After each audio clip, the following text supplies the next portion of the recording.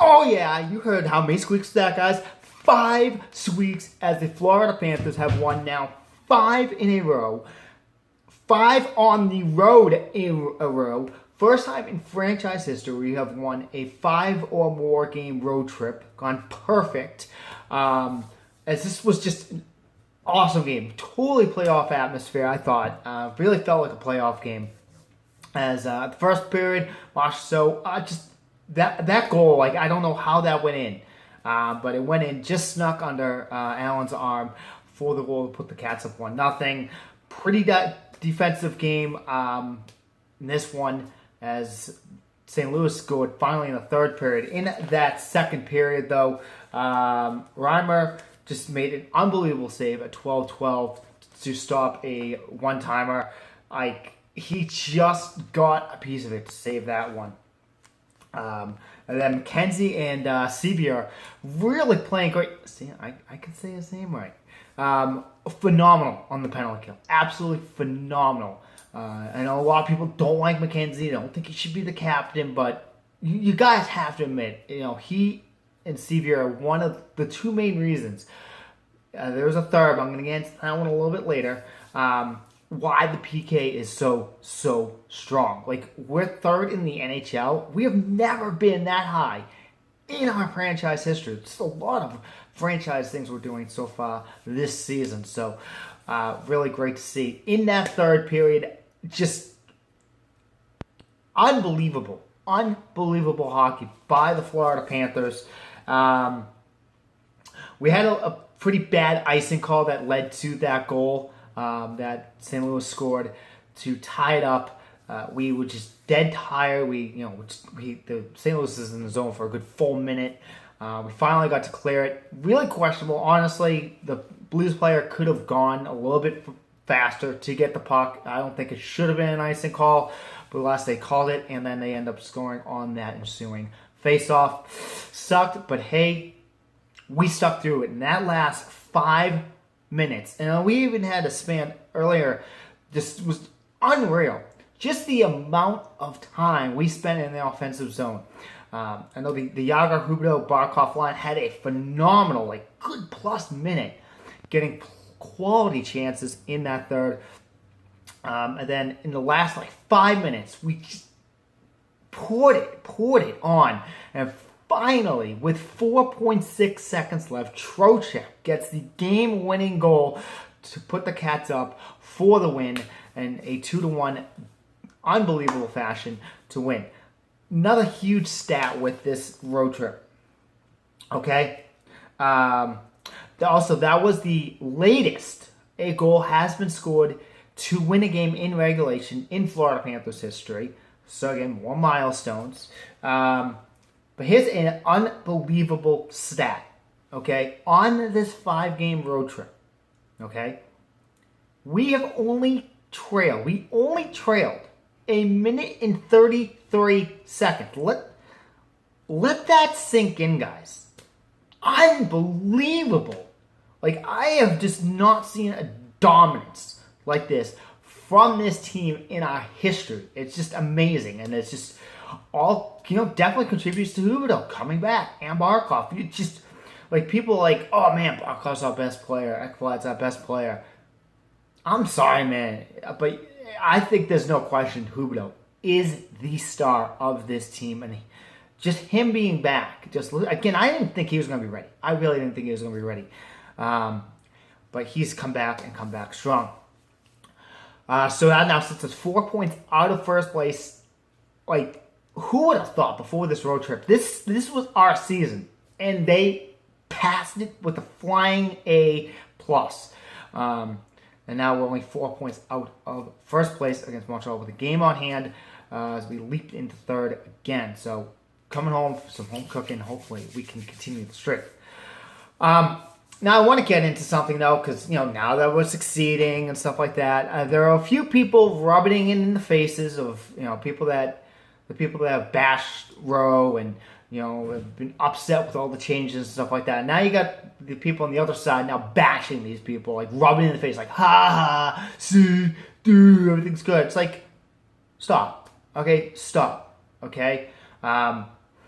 I always look at this team with a rational outlook. I try to have a rational thought. If something bad's going to happens, yeah, I will do the appropriate bashing and critical thought on it. But you got to understand where the Rowe haters and stuff, those people come from.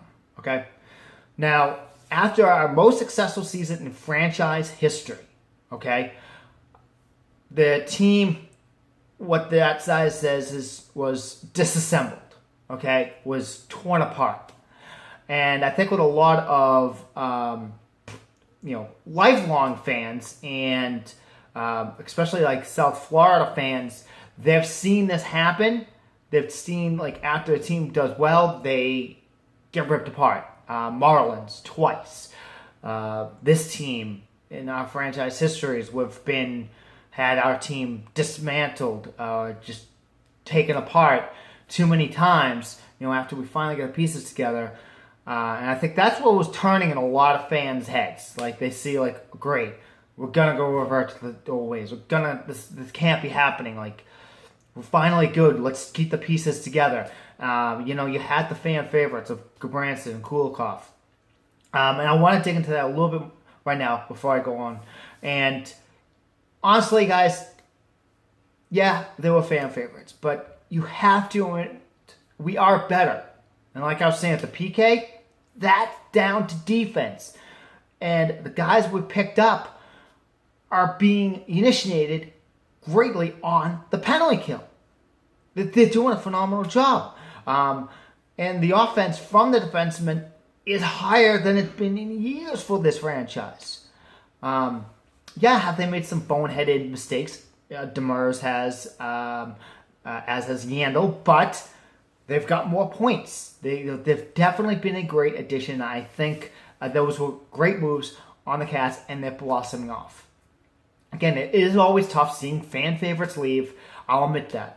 I'll be heartbroken if Longo leaves or Thornton leaves. But in the end, I know this ownership does care and they want to better this team, and it's blossoming now. But anyways, okay. So the offseason moves upset a lot of fans, stuff like that. So we get in the season. We start off great, 2-1. It's like, all right, everybody's happy. It's okay. These trades aren't hurting us really. These signings and departures. And then we started stinking. November goes around. We're out of the playoff position.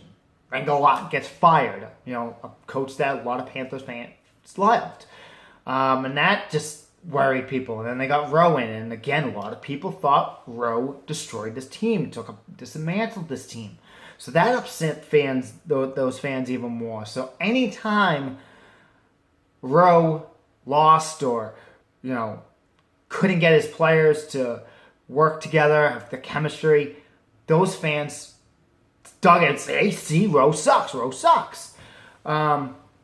Which is unfair to Rowe. Again, we were decimated by injuries. And you can tell now that we're fully healthy, this team's on fire.